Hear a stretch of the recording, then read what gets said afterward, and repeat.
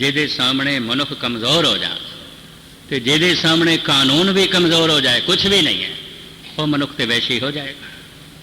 मनुख थोड़ा बहुत अगर मनुख है तो कानून का डरिया होया, बंदे का डरिया होया परमात्मा का भय तो उसनों देवता बना देंदा है, फरिश्ता बना देंदा है, उहदे मन नूं निर्मल कर देंदा है, उहदे मन नूं पावन कर देंदा है, वो कोई अनर्थ नहीं करता। भय सावधान करता है, सुचेत करता है। चलो परमात्मा की समझ नहीं, परमात्मा का पता कोई नहीं, अजे इतना ज्ञान नहीं है कि इन्हों परमात्मा के मार्ग ते किवें चलाइए। भगत अवतार कहते हैं बुढ़ेपे नूं चेते कर, मौत नूं चेते कर, पहला मरण कबूल। मैं उन्होंने मित्रों जिन्हों ने मेरे ते तरक खड़ी की सी, मैं तो उन्होंने सिर्फ 2 दिन का कहा सी, मैं कि तुसीं 2 दिन आके सुनिया, दिल्ली की गल है। फिर भावें मैं रहा 17 दिन से, 17 दिन उन्होंने नागा नहीं पाया। तो फिर मैं ये सोचा मैं ये आउंदे रोज़ पहने, फिर मैं प्रकरण भी नहीं बदलिया, ठीक है यही। और वाकई कहने लगे लोड़ है, लोड़ जिस ढंग नाल गुरबाणी व्याख्या कर दी है, कहती है लोड़ है। नहीं तो मनुख तो जंगली हो जाएगा, मनुख तो जानवर हो जाएगा, मनुख तो पशु हो जाएगा। शेर नो सप नो कोई कानून का डर नहीं है, कोई समाज का डर नहीं है, जेड़ा भी उहदे सामने है डंग मार के खत्म कर देना। कोई कानून का डर नहीं है, कोई समाज का डर नहीं है। शेर नो उहदे सामने जेड़ा भी है चीर फाड़ के खा जाना, उसने गल खत्म।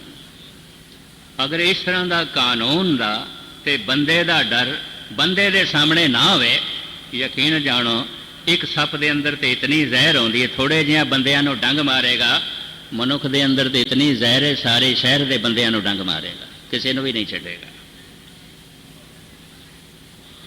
मनुख थोड़ा बहुत अगर मनुख है तो कानून दे पैदा मारे होया, बंदे दे पैदा मारे। ये हल्का जिहा बाहरों जिहड़ा थोड़ा जिहा बंदा बनया रहिंदा है कानून दे डर करके, पर परमात्मा का डर तो इसनों फरिश्ता बना देंदा है, इनू देवता बना देंदा है। परमात्मा का भय तो परमात्मा वर्गा ही बना देंदा है। फिर उसते होए किछ ना ही बुरा, उस तो कुछ बुरा होंदा ही नहीं, उस तो जो है कुछ अनर्थ होंदा ही नहीं।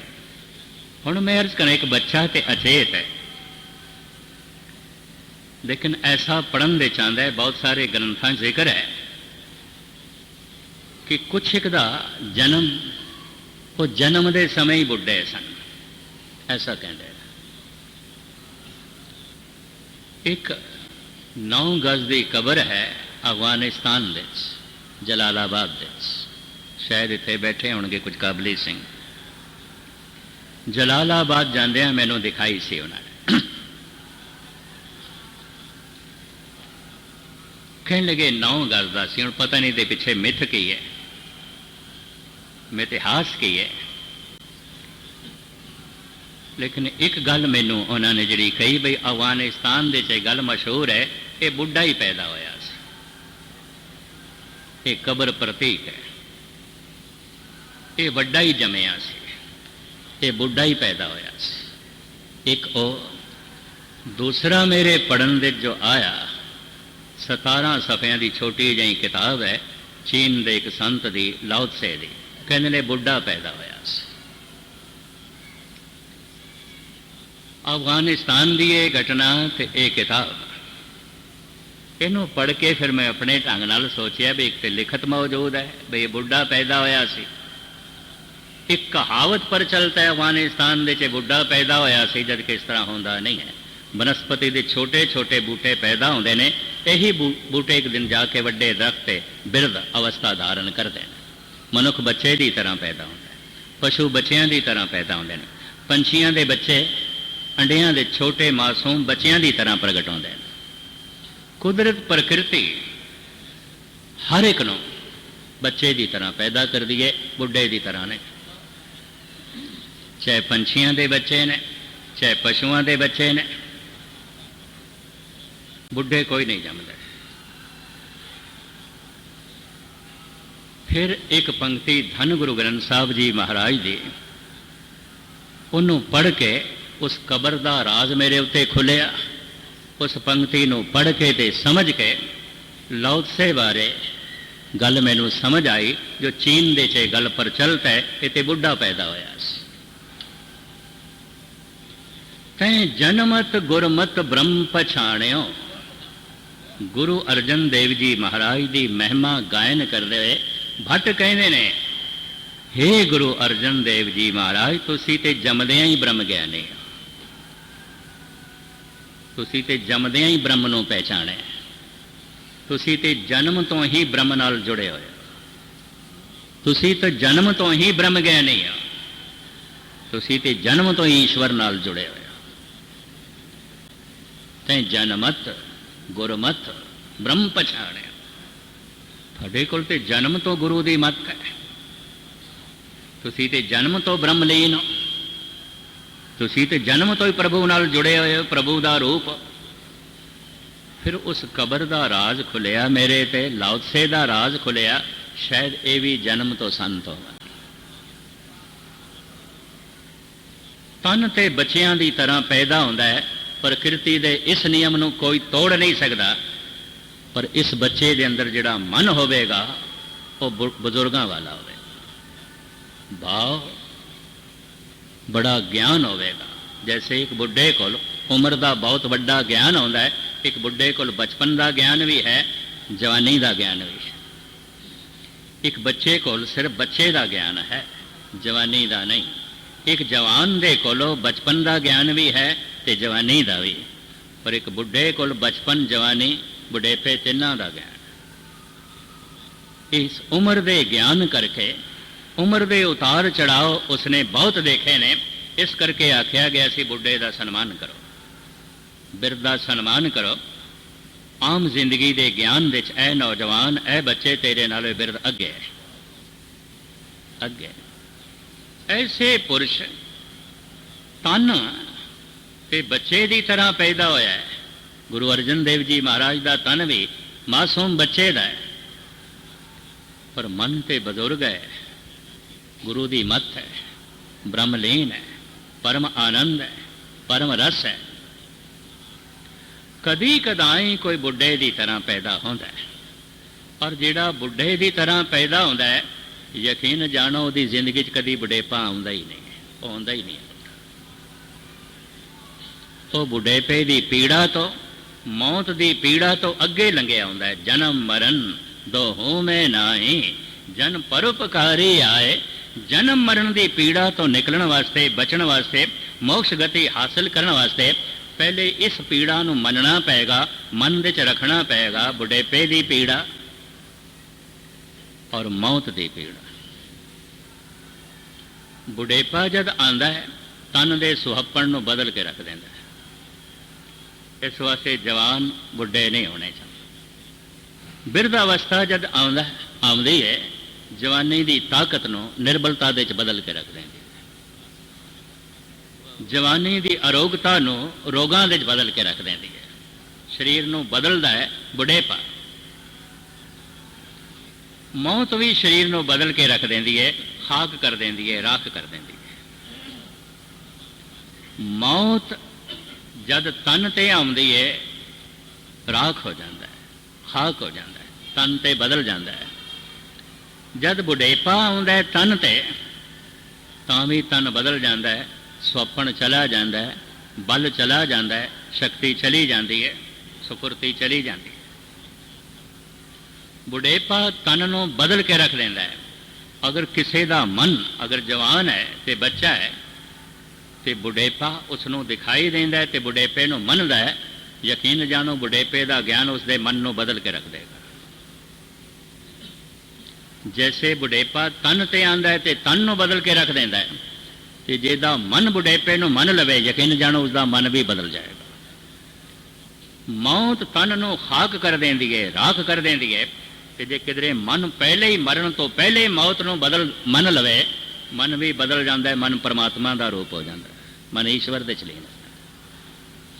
ईश्वर दे ज्ञान करके किसी का मन ईश्वर नाल नहीं जुड़ता, मौत दे ज्ञान करके जुड़ता है। ईश्वर दे नाल जुड़ के फिर ईश्वर का ज्ञान मिलता, उंज नहीं मिलता, नहीं मिलता। उसे नूं अनुभवी ज्ञान कहते। बुढ़ेपे दे ज्ञान करके मनुख ईश्वर दे मार्ग ते चलता है। बई ये रोग, पीड़ा, ये दर्द जितने चिर तक आया नहीं मैं पेंडा मुका लवां, प्रभु तक पहुँच जावां।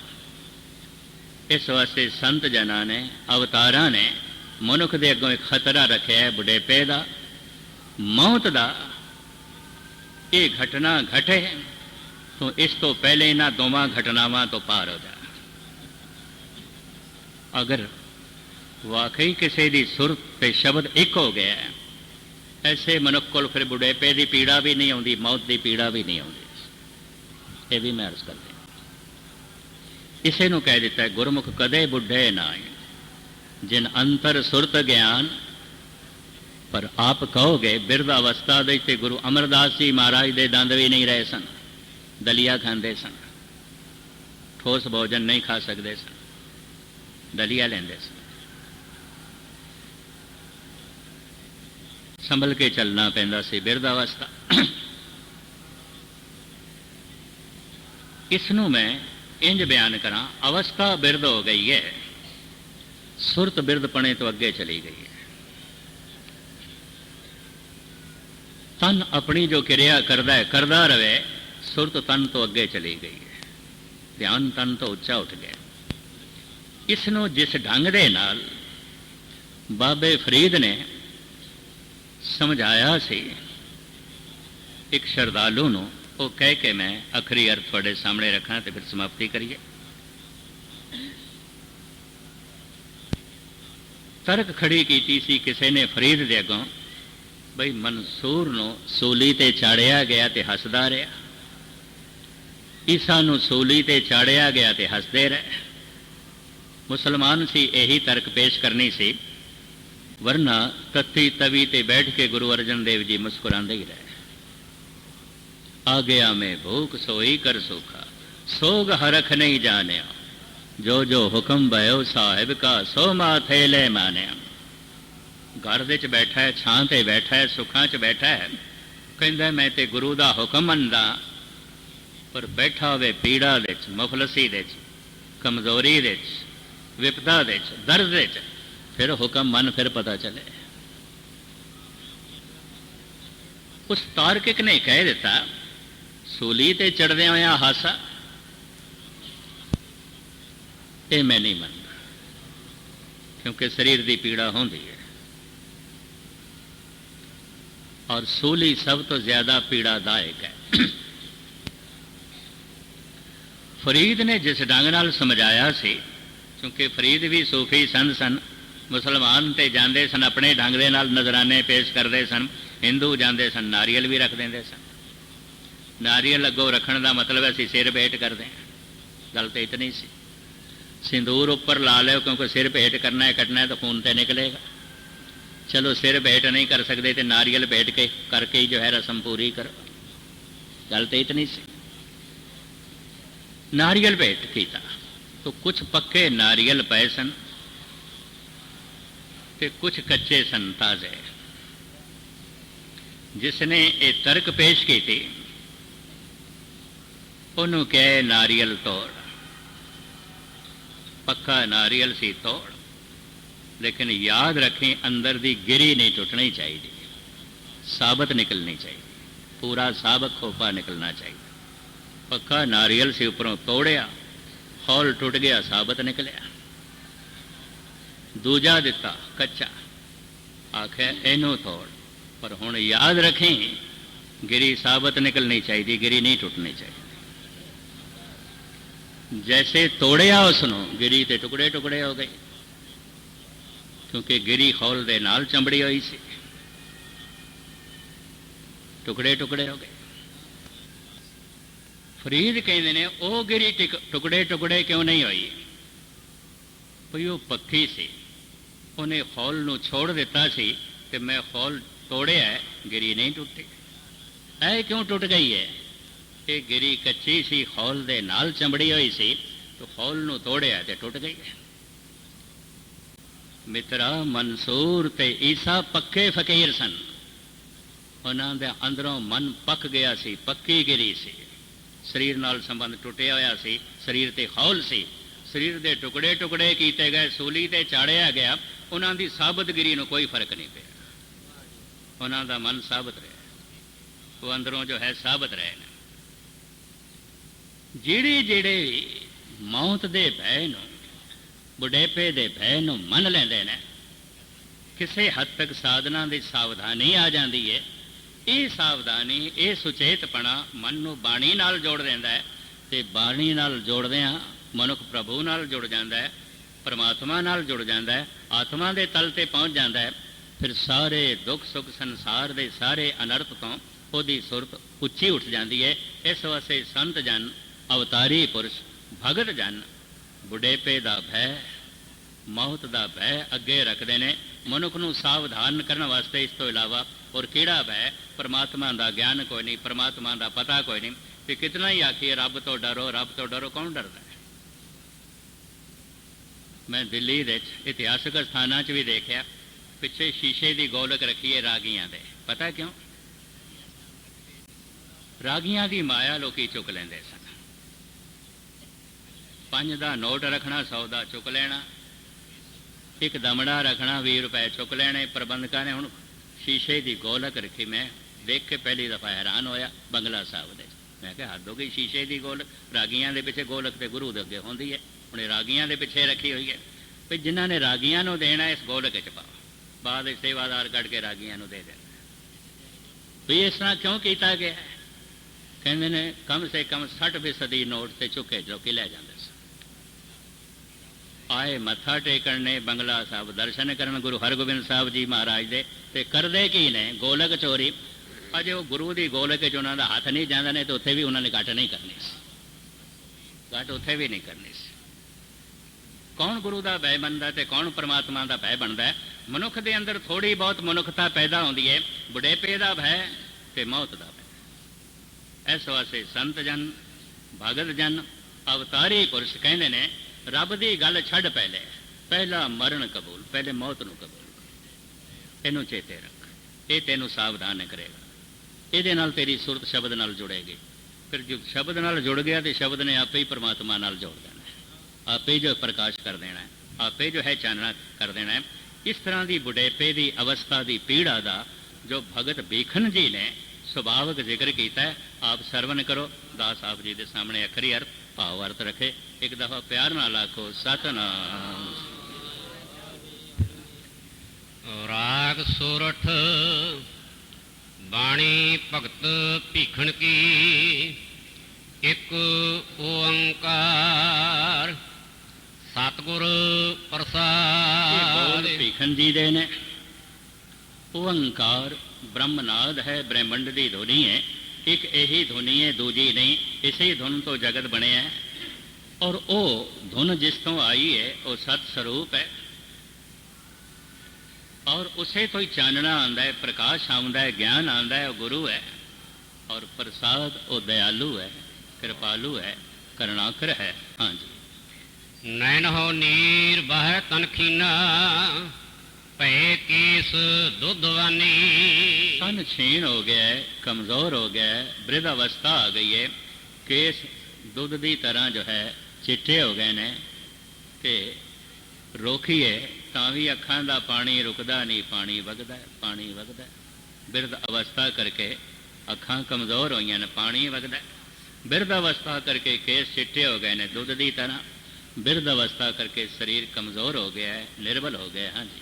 ਰੁਦਾ ਕੰਠ ਸ਼ਬਦ ਨਹੀਂ ਉਤਰਾ, ਆਪ ਕਿਆ ਕਰਹਿ ਪ੍ਰਾਨੀ। ਕਫ ਕਰਕੇ ਜਾਂ ਦੰਦਾਂ ਦੇ ਟੁੱਟਣ ਕਰਕੇ ਜਾਂ ਬਿਰਧ ਅਵਸਥਾ ਕਰਕੇ ਕੰਠ ਤੇ ਹਰ ਵਕਤ ਰੁੱਦਾ ਰਹਿੰਦਾ ਹੈ, ਫਸਿਆ ਰਹਿੰਦਾ ਹੈ। ਸ਼ਬਦ ਵੀ ਸਹੀ ਨਹੀਂ ਨਿਕਲਦੇ, ਵਾਹਿਗੁਰੂ ਮੰਤਰ ਦਾ ਉਚਾਰਨ ਵੀ ਸ਼ੁੱਧ ਨਹੀਂ ਨਿਕਲਦਾ, ਬਾਣੀ ਦੇ ਬੋਲ ਵੀ ਸ਼ੁੱਧ ਜੋ ਹੈ ਨਹੀਂ ਨਿਕਲਦੇ। ਰੁੱਧਾ ਕੰਠ ਸ਼ਬਦ ਨਹੀਂ ਉਚਰੇ, ਅਬ ਕਿਆ ਕਰੇ ਪ੍ਰਾਨੀ। ਇਸ ਨੂੰ ਗੁਰਬਾਣੀ 'ਚ ਵੀ ਕਹਿੰਦੀ ਹੈ, ਜਬ ਲਗ ਬਿਕਲ ਭਈ ਨਹੀਂ ਬਾਣੀ, ਭਜ ਲੈ ਰੇ ਮਨ। ਬਿਕਲ ਕਹਿੰਦੇ ਨੇ ਜਿੰਨੇ ਚਿਰ ਤੱਕ ਵਿੰਗੀ ਨਹੀਂ ਹੋਈ, ਪਿੰਗਲੀ ਨਹੀਂ ਹੋਈ, पैर पिंगले हो जाते हैं, हाथ टुंडे हो जाते हैं, जबान भी पिंगली हो जाती है जब शब्द लड़खड़ा के बोले, सीधे बोल ही ना सके तो बोलते पिंगले हो गए, बोलते लंगड़े हो गए।